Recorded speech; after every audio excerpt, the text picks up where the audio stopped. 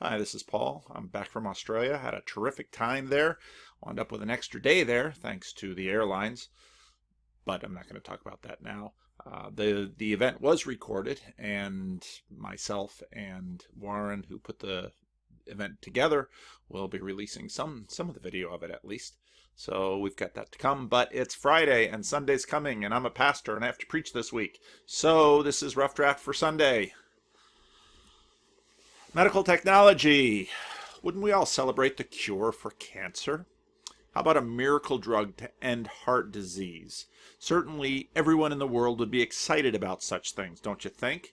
Surely if there's something we can see as an unmitigated good, it is,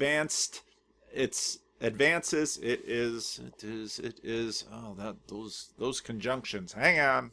No, I was right. It is advances in medicine to prolong and improve life. Or maybe not. John 11 has what Frederick Dale Bruner, he has a wonderful commentaries on the Gospel of Matthew and also on the Gospel of Mark. He calls this Jesus Lazarus sermon, which I think is such a insightful way of observing John 11. John 11 very famously begins with Lazarus being sick, and Jesus intentionally delays him getting there, and he tells his disciples that he's doing that so that you may believe. Now, just as I know a bunch of you are waiting for me to do a video on Jordan Peterson at Liberty U, and I certainly plan on it. It'll probably have to wait until next week.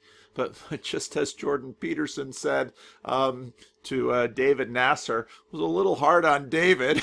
I loved that line, and I thought Peterson was exactly right. A little hard on Lazarus and the sisters. They're your friends, Jesus. I spoke about John 11 in my eulogy for my sister, and you can find that earlier on my channel. Jesus isn't always too easy on his friends. That's something to remember about Jesus. And Jesus delays it and tells his disciples so that you may believe. And then Lazarus dies.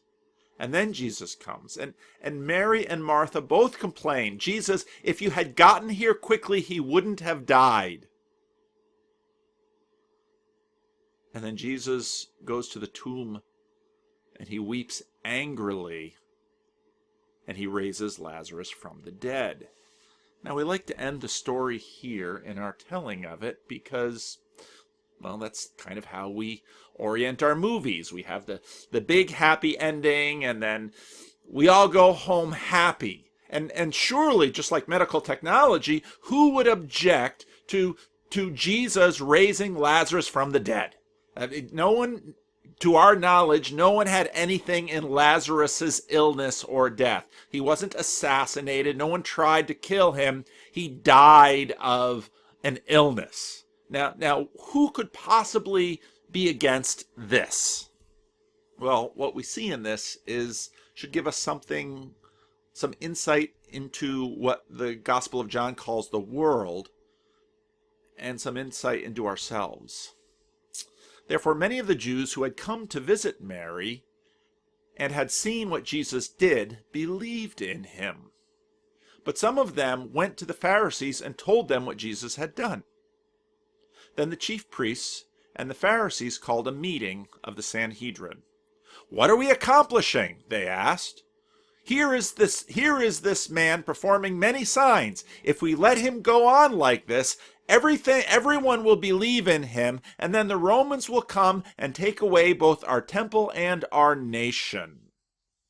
Now, this is one of these passages which for me just gives me just always encourages in me the belief that the New Testament is true. And these stories are not just made up, because the type of connection and insight that is revealed here between the raising of Lazarus and the threat that Jesus was to the status quo is deeply penetrating and insightful. And many casual, even casual readers of the New Testament, even determined readers who think about this, probably don't sink down into its depths to understand just what a threat Jesus was and why. Certainly there's envy involved here in terms of Jesus, but and the other religious leaders of his day. But to understand how allowing this man would place at risk even the equilibrium that the Sanhedrin didn't like.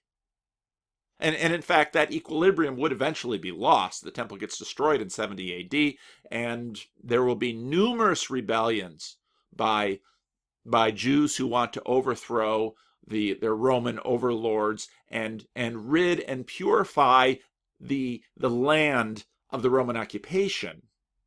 But the fact that this raising of Lazarus is so potent a threat is something that we should really think about and understand.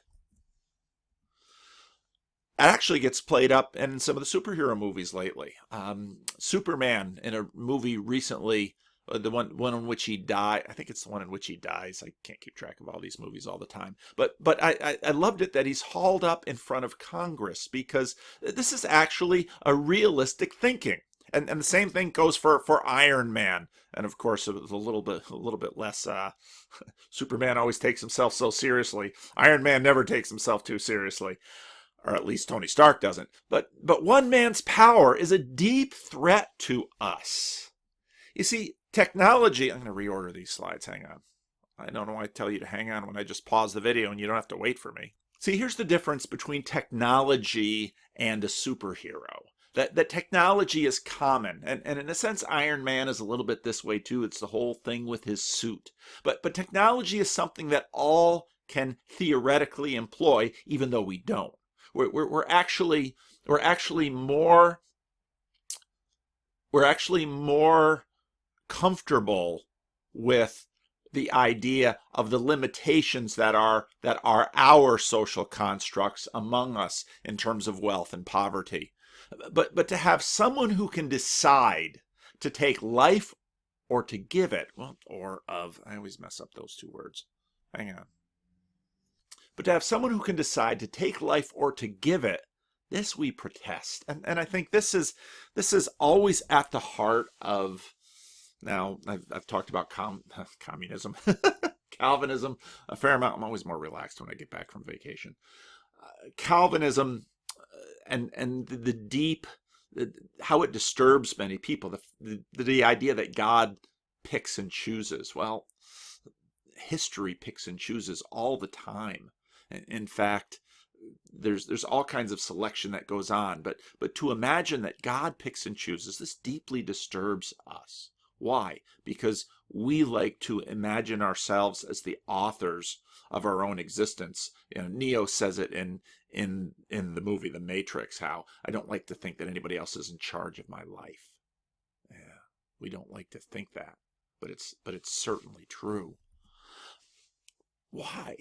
You know, it's always about trust, isn't it? That well, if there's a medical technology that can save us, well, that's good. But if it's up to a person, you know, it goes back to Sarah Palin's death panels. If it's up to a person, but it's often up to people. We just don't like to think of it that way. I love this part from an Oscar Wilde play. This is, of course, Lazarus is not the only time Jesus raises someone from the dead. The daughter of Jairus was dead. He raised her from the dead. Herod, he raises the dead? First Nazarene, yes, sir, he raises the dead. Herod, I do not wish him to do that. I forbid him to do that. I allow no man to raise the dead. This man must be found and told that I forbid him to raise the dead. Where is this man at present? He is in every place, my lord, but it is hard to find him. It is said that he is now in Samaria. It is easy to see that this is not Messiah if he is in Samaria. It is not the Samaritans that the Messiah. It is not to the Samaritans that the Messiah comes, or Samaritans are accused. They bring no offerings to the temple. Second Nazarene. He left Samaria a few days ago. I think at present moment he is in the neighborhood of Jerusalem. No, he is not. I have just come from Jerusalem for 2 months. We have had no tidings of him. Herod, no matter. But let them find him, and let him find and tell him from me. I will not allow him to raise the dead. I love Herod telling Jesus not to raise the dead. To change water into wine, to heal the lepers and the blind. He may do these things if he wills. I say nothing against these things. In truth, I hold it a good deed to heal a leper. But I allow no one to raise the dead. It would be terrible if the dead came back. A little bit earlier in the play, one soldier notices of Herod, we must bear away the body to another place. The tetrarch does not care to see dead bodies. Save the bodies of those whom he himself has slain. Oscar Wilde is a very sharp guy. That was very, very true. And that's exactly it, isn't it? In the gospel narratives, Herod wants Jesus to come forward to do some tricks for him. Maybe some water to wine. Maybe heal a leper. Wow, wouldn't that be amazing? But raising the dead unseats the power. What power? The power that the Apostle Paul says that the state has. The power of the sword. For Jesus to raise the dead undermines the power of the sword and puts every state ill at ease. One of them, named Caiaphas, who was high priest that year, spoke up. You know nothing at all. You do not realize that it is better for you that one man die for the people than the whole world perish? Isn't that kind of the central issue that Captain America has during some of the more recent Marvel movies? He did not say this on his own, but as high priest that year, he prophesied that Jesus would die for the Jewish nation. And not only for that nation, but also for the scattered children of God, to bring them together and make them one. From that day on, they plotted to take his life. Therefore, Jesus no longer moved about publicly among the people of Judea. Instead, he withdrew to a region near the wilderness, to a village named Ephraim, where he stayed with his disciples. It's so interesting that Jesus hides, because again, you have the sense of power here, because one who can raise the dead with a word could clearly take life with a word. I mean, which is easier, to raise the dead or to kill? We kill all the time. We can't raise the dead. When it was almost time for the Jewish Passover, many went up to the country to Jerusalem for their ceremonial cleansing before the Passover. They kept looking for Jesus. As they stood in the temple courts, they asked one another, "What do you think? Isn't he coming to the festival at all?" But the chief priests and the Pharisees had given orders that anyone who found out where Jesus was should report it, so that they might arrest him. Get their little police state going. 6 days before the Passover, Jesus came to Bethany, where Lazarus lived, whom Jesus had raised from the dead. It's very interesting. The Gospel of John keeps reminding us, as if we could forget. Here a dinner was given in Jesus' honor. It's a banquet. Martha served, just like she always does, while Lazarus was among those reclining at the table with him. Then Mary took about a pint of pure nard, an expensive perfume. She anointed it on Jesus' feet and wiped his feet with her hair. And the house was filled with the fragrance of the perfume. Now, this is so interesting because Jesus and banquet scenes are always really important. If you read the Gospel of Luke, you see Jesus at banquets all the time. And banquets are almost always places of talk of heaven and hell, places where the kingdom comes, and places where people are excluded. And this ties these chapters together, because just in John chapter 11, when Jesus commands the tomb to be open, people protest because of the stench. But now this room, now with Lazarus in it, is filled with fragrance. And we're seeing heaven and hell juxtaposed here. But one of his disciples, Judas Iscariot, who was later to betray him, objected. Why wasn't this perfume sold and the money given to the poor? It is worth a year's wages. He did not say this because he cared about the poor, but because he was a thief. As keeper of the money bag, he used to help himself to what was put into it. Now, that little parenthetical comment is really interesting, and it makes you wonder. Well, that actually doesn't make me wonder. Did Jesus know Judas was a thief? Why does Jesus choose Judas among the 12?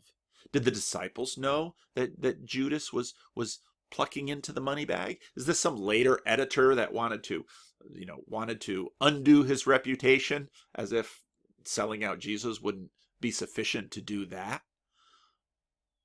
Let's imagine for a moment Jesus knew that Judas was stealing from the money bag, from the money given to the poor. And Jesus lets him. In a strange way, Judas here is a sort of social justice warrior, but one who, well, I'm not going to say social justice warriors steal from the poor, but he wants to speak for the poor while he's actually benefiting from benevolence to the poor. "Leave her alone," Jesus replied. "It is intended that she should save this perfume for the day of my burial. You will always have the poor among you, but you will not always have me." Meanwhile, a large crowd of Jews found out that Jesus was there and came not only because of him, but also to see Lazarus. There's the show. Got to find Lazarus, whom he had raised from the dead, as if we would forget. So the chief priests made plans to kill Lazarus as well. On account of him, many of the Jews were going over to Jesus and believing in him. Nice little inclusio to frame this section. In Judas's objection to Jesus' costly anointing by Mary, we see a show of concern for the poor, empty of first-person action. Jesus, "the poor you will always have with you," may seem callous coming from a cis male to especially woke ears, but it invites us further in. Judas lives off a showy concern for the poor, making sure the left hand is not alone in knowing what the right hand is doing, without understanding the source of concern for the poor. The poor are ubiquitous, always available, unlike generosity's source. I often think of the fact that if you imagine the world as two lines, those who wish to be loved and those who in fact love. And what I mean here by love is 1 Corinthians 13 style love. Love is patient. Love is kind. Love is not easily angered. Love keeps no record of wrongs. Love always hopes, always perseveres. This kind of love everyone wants to receive, but this kind of love is so costly to give. This kind of love we all wish to be seen as giving, at least now 2,000 years after Jesus. But this kind of love the world cannot get enough of. Jesus himself embodies all privilege. None are more privileged than the Son of God. The Gospels work on themes of privilege and poverty, themes of status all the time. And Jesus comes in with the one who is absolutely all privilege. He can raise the dead with a word. And then you might wonder, why not go through the cemetery, just popping them up like daisies, Jesus? Why not go into the hospital? I had a conversation with my friend Warren when I was in Australia, and we talked about Bill Johnson, who is the pastor of Bethel Church in Reading, very, very popular, very famous church, just a couple hours north of us here. And I read Bill's book, and I guess my question with it is, if in fact the kingdom comes in the ways that some imagine it comes, shouldn't we be clearing out hospitals? Why does Jesus hand out miracles the way he does? Why are they always, as Frederick Bruner says, sermons? Now, as a Christian, I believe the resurrection is coming. As a Christian, I believe all of this world's injustices, all of this world's diseases will in fact be addressed. But the thing that bothers us about Jesus is he picks and chooses. He chose his friends. He chose to raise Lazarus, but he chose to wait until Lazarus had died. Yeah, a little hard on David.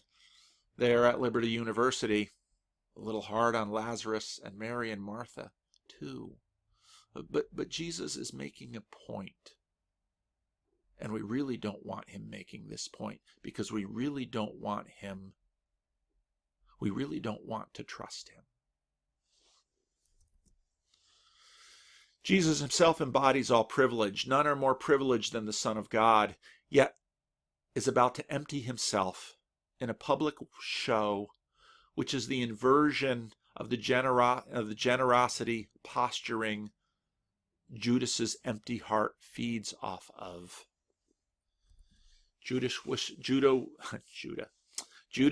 wishes to live off the generosity of others to make himself look good. Jesus will make himself look bad. The book of Deuteronomy talks about how despised it is to hang on a tree. How Jesus will be splayed naked for the mockery of the crowd. And many who had hoped in him will have second thoughts when they see, well, he was a man who could call the dead from the tomb. And actually in the Gospel of John, when they confront him in the Garden of Gethsemane, they all fall back. Because one who could still a storm could certainly conjure a storm. Such a man could defeat an army. Such a man would have to die. Jesus will let himself be died. Killed. The English language will let himself be killed. Jesus will submit to his whipping. Jesus will not get out of these trumped up charges, even though all of the accounts show that even a corrupt middleman like Pilate could see that Jesus was innocent. Jesus will go to the cross. We find ourselves clamoring against oppression and injustice. But who is doing the cruciform work of listening to the homeless schizophrenic babble or changing the diaper of the elderly? We all want to be seen as saviors, but real saving usually requires bearing a cross. The raising of Lazarus illuminates the world. We want the power to raise some of the dead, but only on our terms. We cannot allow this power to remain in the hands of one who will resist us and our competition of petty moralisms. The brightness of his life makes us look less than. The abandonment of such high privilege exposes the poverty of our doing deeds for the eyes of those we wish to impress. We hates him, Golan would say, and we must kills him. Jesus converts the tomb of Lazarus into a banquet hall. Instead of the stench of Lazarus's death, it is now filled with the fragrance of Mary's costly gift. This is how Mary is illuminating the gospel. This is how Mary is embodying the gospel, and Jesus knows it and sees it. Judas has no ear for it. This cannot be tolerated. Jesus and Lazarus must be killed. Jesus notes this. It was intended that she should save this perfume for the day of my burial, Jesus says. She anoints him in anticipation of it. So what is the world? What is this combination of powers and forces that ensures that things as they are remain as they always will be? It hasn't changed from the first century. What is it about me and no one else? Because it is me. I am part of this world. I am embedded in this. I am Judas. We like, after the Charlie Hebdo things, we like to say, I am Charlie Hebdo. I am the victim. No, I am the perpetrator. It is me that resists God's picking and choosing. The patterns persist. It is no different for us or with us. So which path will you choose? The poor are still with us. Will you serve them? Will you do for them? Will you do it quietly so that the right hand doesn't know what the left hand is doing, or the left hand doesn't know what the right hand is doing? Do you dare to believe in the source of this generosity, the ones who picks and chooses, the ones whose power we see?